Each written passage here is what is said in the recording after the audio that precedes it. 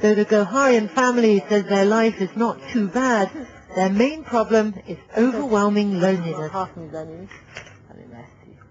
Mrs. Goharian's whole family is in Tel Aviv, and she hasn't seen her mother for years and is suffering from depression. Why did they deport her in the first place?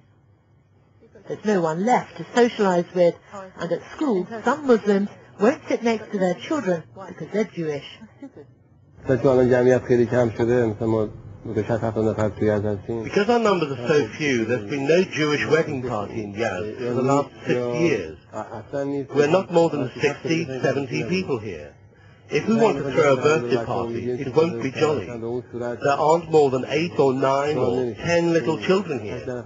If we want to celebrate something, it simply isn't fun because we're so few people. When the boys grow up, they'll have to leave Yazd to find wives, and the long history of this community will be obliterated.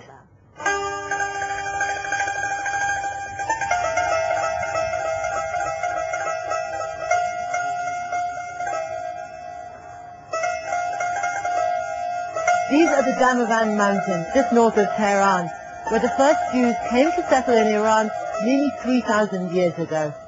Today there's not much sign of them here, except this, the oldest Jewish cemetery in the country. It's sadly neglected, strewn with broken glass and rubbish, and many of the headstones are smashed. It seems as if those who lie at rest here no longer have anyone in the country to visit their graves. The nearby town is encroaching on the cemetery. For years, the Jewish community has tried to get permission to build a wall around the site to protect it. They say one local official who has a problem with Jews is preventing them.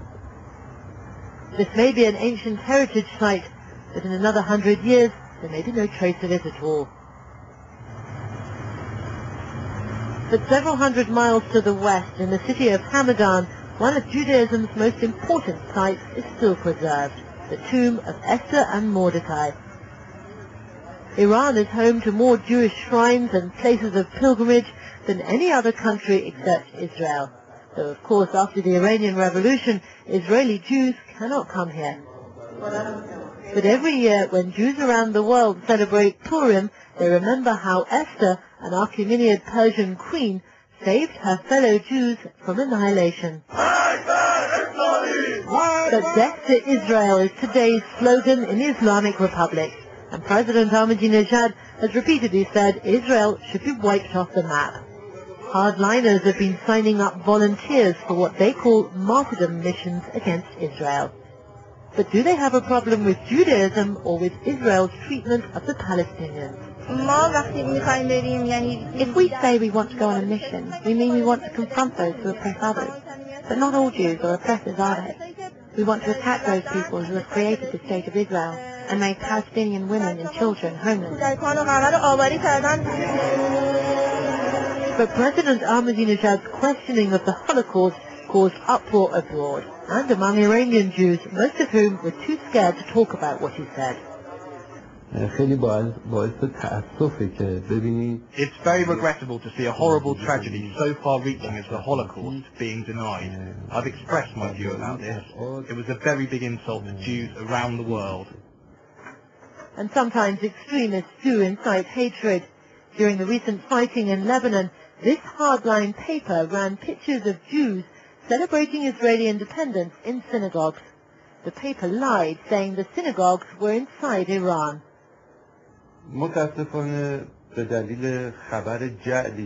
Unfortunately, a weekly publication printed false news, in particular 2 photographs purporting to be synagogues inside Iran. This provoked a number of opportunists in the city of Shiraz. There was an assault on 2 synagogues there, which fortunately was dealt with by the intervention of the security forces, who explained to the people that this news was not true. This is one of 4 special Jewish schools in Tehran, but only the religion teacher is a Jew. All the principals are Muslim, and the schools have to open on Saturday, which is the Jewish Sabbath. Jews are not eligible for jobs in the army, and under Iranian law, if one person in a Jewish family converts to Islam, he inherits all the property. Gone are the days when Jews couldn't get passports to travel abroad, but still there is prejudice.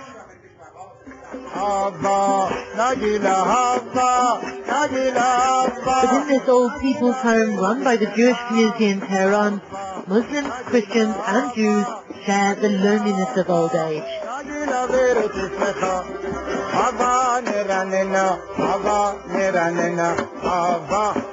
Those Jews who remain in Iran are the ones determined to stay no matter the pressures, just as proud of their Iranian culture as of their Jewish identity.